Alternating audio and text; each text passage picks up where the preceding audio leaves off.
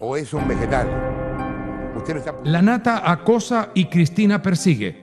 Las últimas dos investigaciones de la Nata en su programa Periodismo para Todos guardan relación con la construcción de una bóveda donde Cristina almacena millones de dólares y euros, y otra relacionada con una parada técnica en un paraíso fiscal donde la presidenta se bajó del avión para consignar millones de dólares que venían empacados en varias maletas. A donde, en teoría, en el medio de una gira presidencial, Cristina hace una escala no prevista de 14 horas y, en teoría, hace algún trámite en un conglomerado de empresas. Esta es la situación.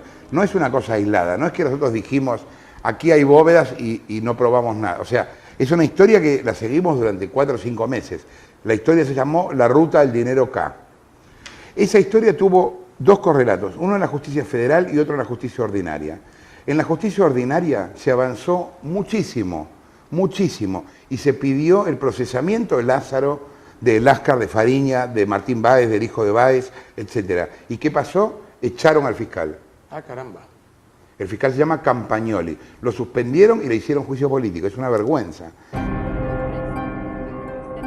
A estas revelaciones contra la jefe del gobierno se suma la decisión de pasar los partidos de fútbol a la misma hora en que se transmite el programa de Jorge Lanata, o sea, a las 10 de la noche. Esto para neutralizar el efecto Lanata con una gran audiencia en toda la Argentina.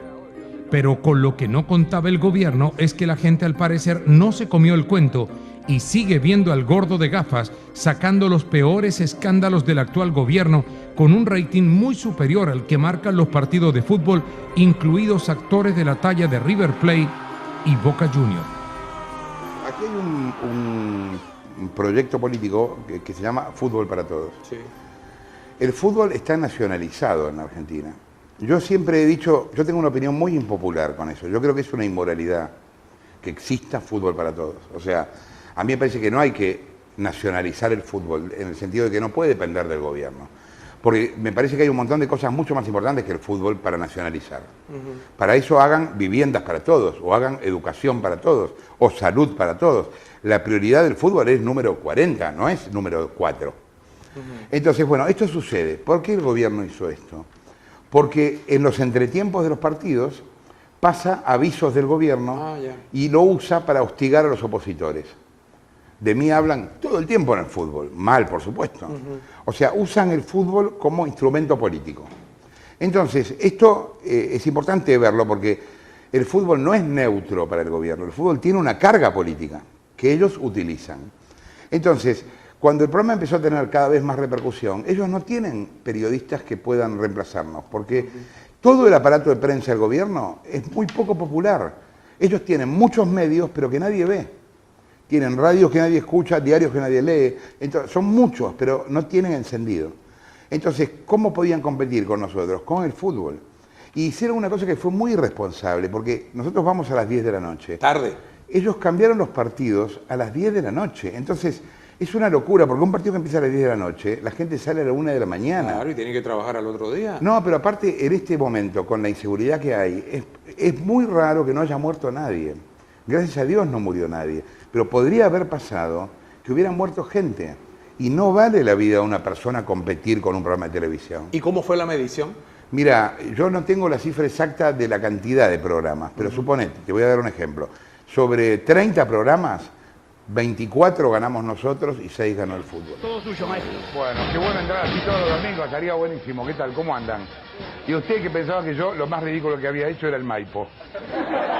No, se lo habían perdido. Bueno, hoy vamos a estar todos vestidos de jugadores porque el gobierno puso un partido de Boca para competir con nosotros. Se nota que les tenemos las pelotas en el suelo. ¿Cómo va el partido?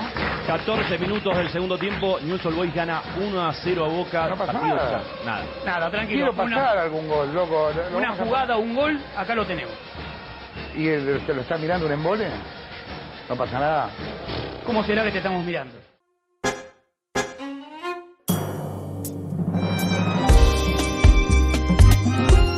Lanata hila muy delgado en cuanto a la calidad del periodismo que practica, porque en su programa de los domingos a las 10 de la noche combina el humor, sátira e investigaciones relacionadas casi siempre con hechos de corrupción, donde los protagonistas son funcionarios públicos y congresistas.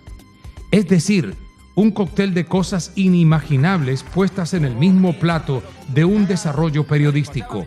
O se hace humor o se hace periodismo. Pero con la nata, cualquier cosa puede ocurrir. Como te decía, Danielito, hay que cuidar los recursos, hay que cuidar los recursos. Danielito, me cortó, me recortó. Y eso que le dije que no me hiciera recortes. Pero esto no va a quedar así, la nata, no va a quedar así. Se va a reunir con Scioli finalmente.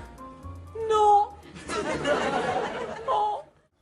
Jorge, mucha gente te critica por el hecho de que antes tú estabas en Página 12, eras enemigo de Clarín, Sí. Y ahora estás en el grupo Clarín. Sí. La gente, muchas personas no entienden eso. Ahí entrevistamos a un par de personas que opinan sobre eso. ¿Cómo fue todo eso? ¿Por qué Mira, se dio? nos terminó uniendo el gobierno. Es así. Lo que está pasando, a ver, yo he dirigido diarios toda mi vida. O sea, siempre he tenido a los diarios en contra. Hoy lo que está pasando es rarísimo. Tengo todos los diarios a favor. Nunca me había pasado. Era lógico que los tuviera en contra cuando competía con ellos. Sí, claro. Pero era una competencia periodística. era una competencia periodística, Sí. obviamente. Clarín es muy hostil para competir. Yo he sido muy duro con Clarín porque Clarín es muy hostil para competir. Ahora, hay 5 canales de televisión abierta en Buenos Aires. El único canal donde yo puedo trabajar es Canal 13. Canal 2, América, tiene un acuerdo con el gobierno por empresas petroleras. Canal 7 es del Estado. Canal 9 tiene un tipo de gobierno en el directorio. Y Canal 11 es de Telefónica, que tiene un acuerdo con el gobierno. O sea que el único lugar, si quiero hacer televisión abierta, donde yo puedo trabajar, es Canal 13. En radios pasa algo bastante similar.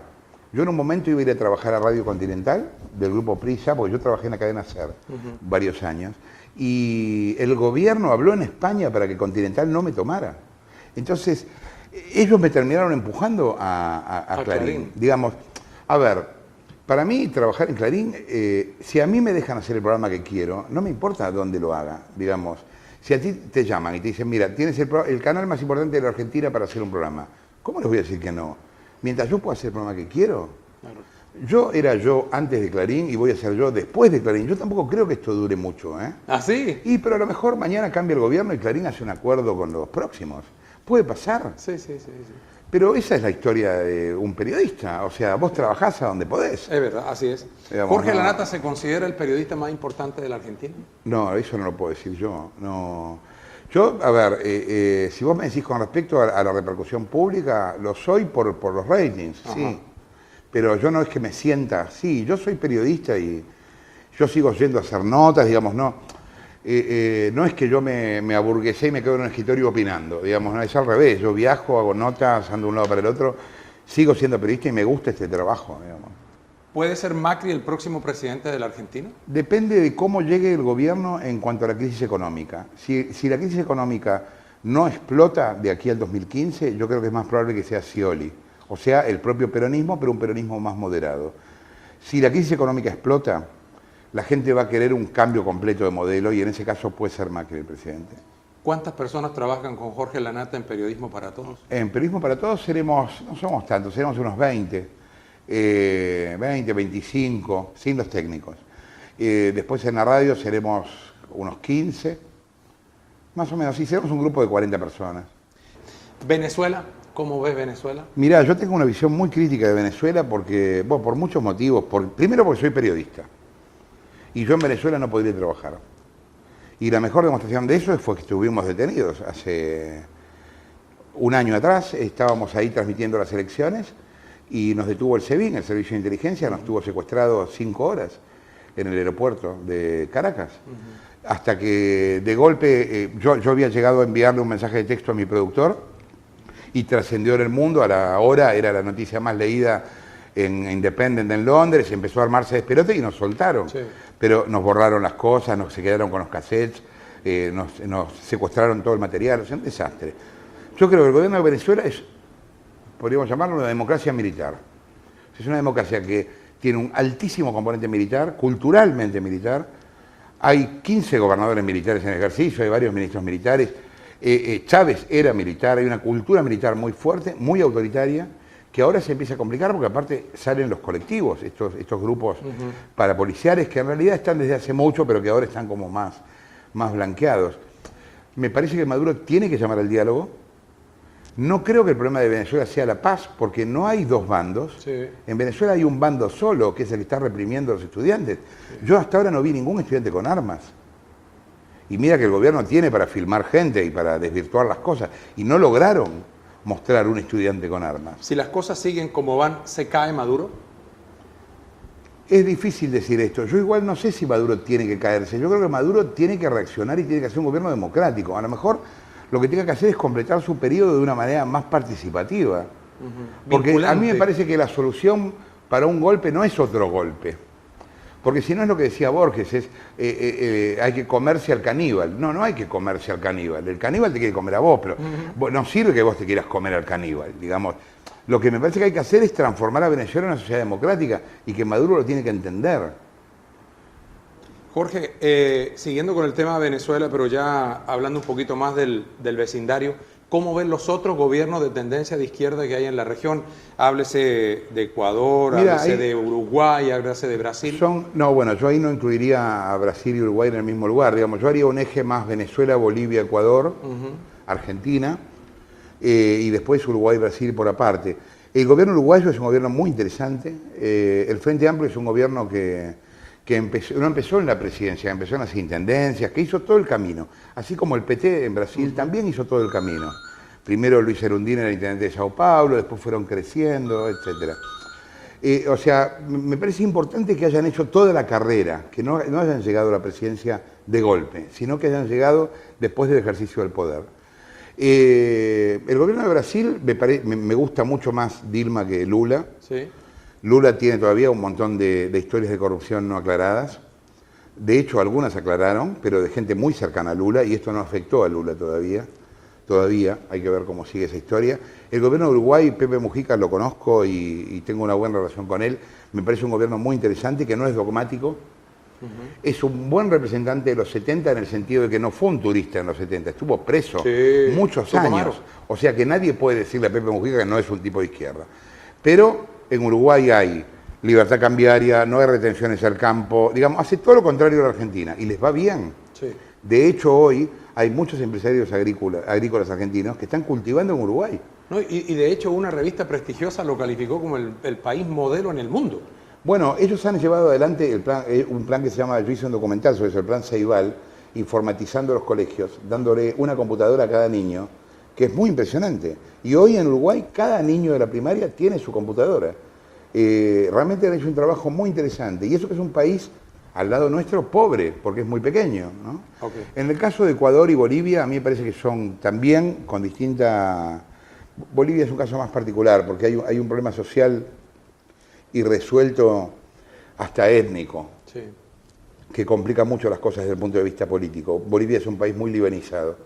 Pero en el caso de Ecuador, aun cuando no tiene una impronta militar como la de Venezuela, es un gobierno bastante parecido al de Venezuela. Hay censura interna, hay censura a la prensa, hay ciberactivistas como hay en Venezuela o en Argentina. Hay un peso del Estado bastante opresivo.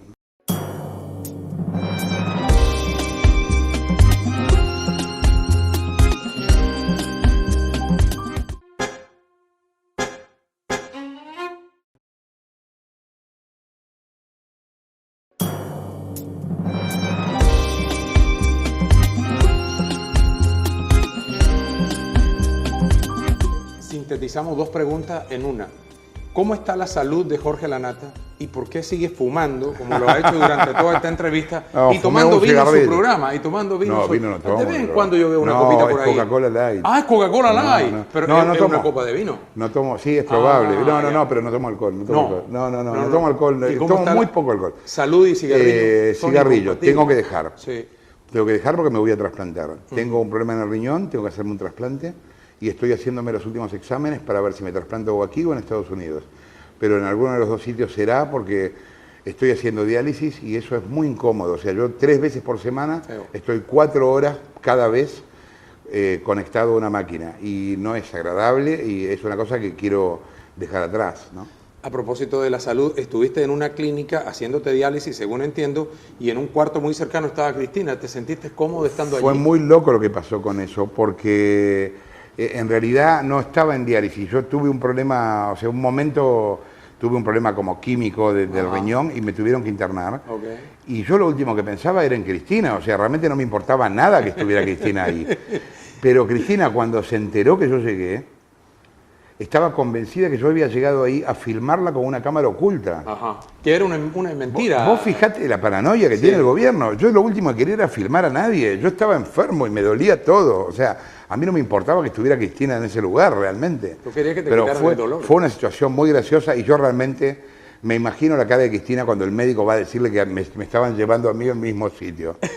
Si tú te encuentras con Cristina en un café, en un Ningún restaurante... problema, charlaría con ella. Lo que pasa es que ella no tendría...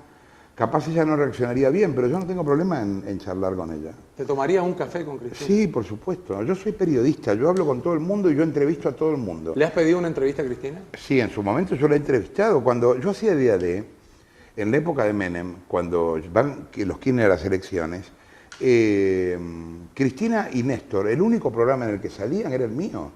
Porque estaban peleados con Mariano Grondona, que era el otro periodista, un periodista de derecha, y entonces solo venían a día D. Lo que pasa es que, bueno, después el devenir de las cosas, después yo hago la primera denuncia de corrupción del gobierno de Néstor al mes que Néstor asume, en diciembre del 2003. Y me echan de la televisión por pedido de Néstor. Y estuve 8 años afuera de la televisión abierta. ¿Qué cosa? Ahí es cuando trabajo para Turner, cuando hago otras cosas. ¿Qué le recomiendas a un chico que está estudiando, que quiere ser periodista? Primero, que no estudie periodismo, que estudie cualquier otra cosa, que estudie cualquier otra carrera, que lo ayude a leer y que le dé cultura general. Que estudie filosofía, letras, historia, cualquier otra cosa. La parte técnica del periodismo se aprende en 1 año o 2. Y lo demás es leer y escribir, simplemente. A ver, lo que yo le aconsejaría es que tenga buenas preguntas. Nosotros somos parte de la humanidad que pregunta, no que responde. Sí. Respuestas tienen los religiosos y los políticos, no nosotros. ¿Qué tenés que hacer para tener buenas preguntas? Tenemos un invitado. Un invitado al estudio. Tenemos un invitado. Ajá. Se llama Blue, tiene 14 años, está viejita. Oye, qué linda. ¿Qué tenés que hacer para tener buenas preguntas? Ser sensible al entorno. O sea, leer más, escuchar más música, conocer más gente. Cuanto vos más leas, más sensible al entorno sos. Cuanto vos más conozcas, tu antena que te conecta con las antenas de los demás va a ser más sensible a lo que pasa. Y no perder nunca la curiosidad. Cuando a mí me dicen ¿a quién te gustaría entrevistar? Yo como periodista tengo que poder hacer una buena nota con cualquiera. Claro. Porque no hay malas notas, hay malos periodistas. O sea, y malas preguntas. Cualquiera tiene una buena historia para contar.